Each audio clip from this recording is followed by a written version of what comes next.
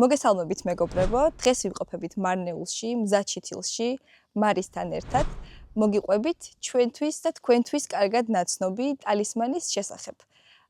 ძალიან საინტერესო სიახლე გვინდა შემოგთავაზოთ. გარდა ჩვეულებრივი ჩითილისა, აქ იხილავთ გოგრის საძირეზე დამკნობილ ტალისმანს, რომელიც გამოირჩევა კიდევ უფრო გამძლე და საინტერესო ნიშან-თვისებებით.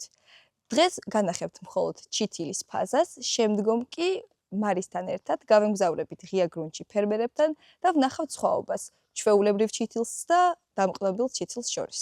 დავიწყოთ ფესვთა სისტემით, გაჩვენებთ თუ როგორ კარგად აქვს განვითარებული ფესვთა სისტემა და ჯანსაღად გამოიყურება მცენარე. კადრშიც კარგად ჩანს, როგორი ძლიერი ფესვთა სისტემა აქვს მცენარეს. მიაქციეთ ყურადღება მის თეთრ ფერს, ეს უტყუარი ნიშანია იმისა, რომ მას ძლიერი და ჯანსაღი ფესვთა სისტემა აქვს და ელპობითი პროცესები არ მიმდინარეობს.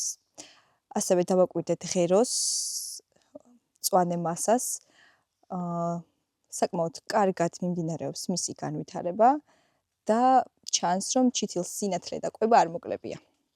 რაც მთავარია, ფესვის ყელი არის სრულიად სუფთა და აქ არანაირი სოკოვანი დაავადებების ნიშანწყალი არ ჩანს. ფოთლებს აქვთ ძალიან კარგი ტურგორი და ენერგია. შეხედეთ.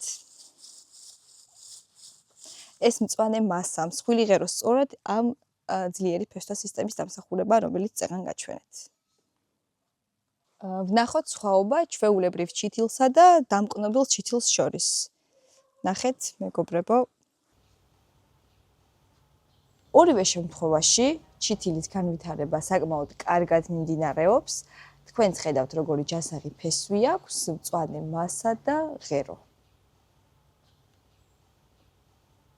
ძალიან საინტერესო იქნება უკვე ღია გრუნტში რომ ვნახავთ შედარებას თუ როგორ აჩვენებს თავს.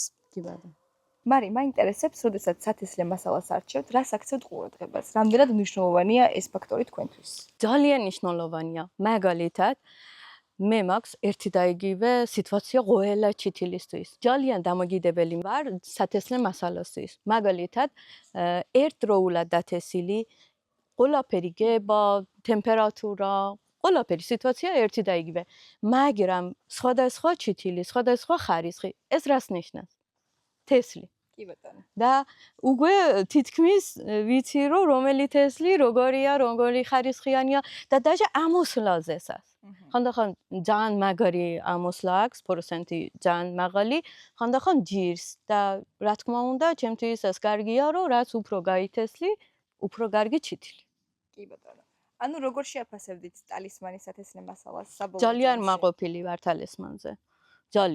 ძალიან მაგარი თესლია, მოთხოვნილია, ძალიან კლიენტები ბევრი მყავს და ზარებიდან მე მივხვდები, ყველა რომ მეუბნება ტალისმანი ან შარშანდელი შედეგი ფერმერებიდან. მეგობრებო, სულ რამოდენიმე თვეში უკვე ვეწოვით მეურნეობებს, სადაც ვნახავთ სხვაობას ჩვეულებრივ ჩითილსა და დამკნობილ ჩითილს შორის. ვნახავთ მათ რეზისტენტობას, მოსავლიანობას და ვფიქრობ ძალიან საინტერესო შედეგებით გვიხილავთ. 100%-იანი. აგროსფერო და მზაჩითილი გიზუროთ ბარაქიან მოსავალს.